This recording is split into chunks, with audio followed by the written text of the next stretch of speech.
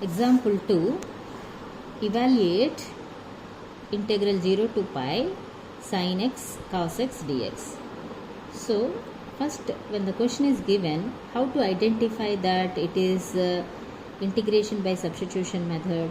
Here you can observe that the product, you cannot use the given function, you cannot integrate the given function directly by using the tabular rules. So you have to use either integration by parts or by substitution.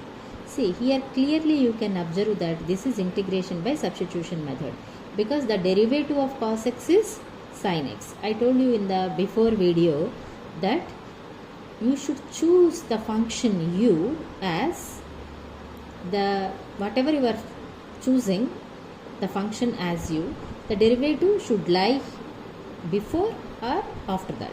Here in this question, you can see that the derivative of cos x is minus sin x. Minus is not there, of course, no problem. If we can take it as well, this as u, and derivative of sin x is also cos x. So any function you can choose as u, not a problem here. But as I told you, I am taking this as u, the derivative of this is u, and I am proceeding further. Okay, step 1. So what is the first? Always you have to, first step is take u equal to cos x, means you have to choose u from the given question. Second step, differentiate with respect to x. When you differentiate u with respect to x, it is du by dx, and derivative of cos x is minus sin x.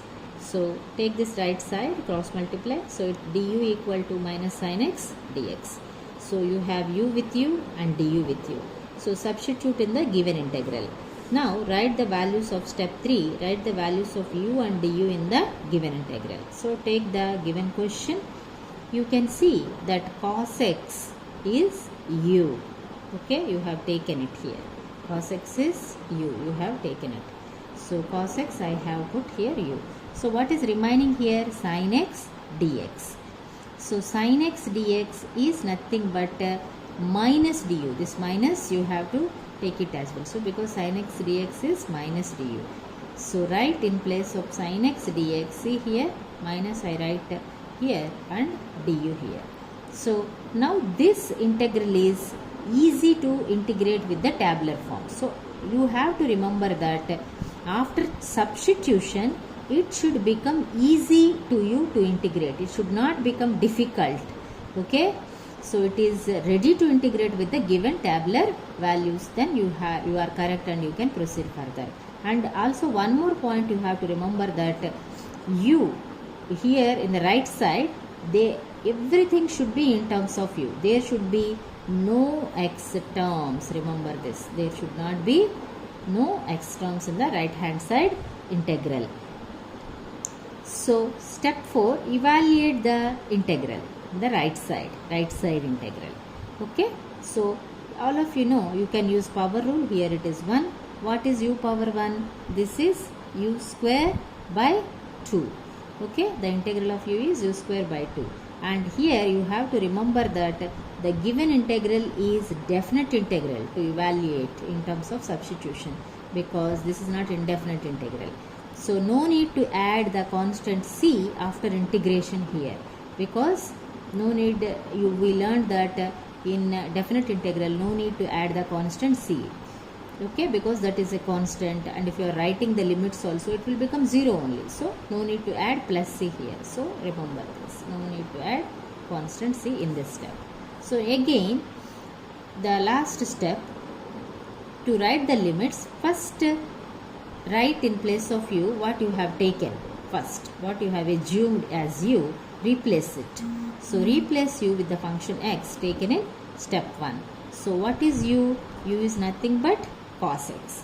So u square becomes cos square x. So u is cos x. So u square is cos square x.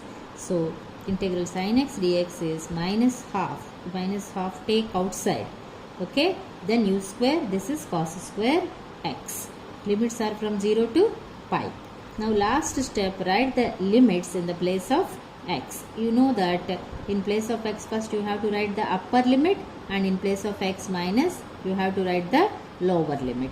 So minus half outside, cos square pi, first upper limit, minus cos square 0. Put calculator in radians mode and you can calculate cos pi value. Cos pi is minus 1. So minus 1 whole square is 1. And also cos 0. Cos 0 is 1. So 1 square is 1. So 1 minus 1 0. 0 into minus half 0. So the given integral value at the end is 0.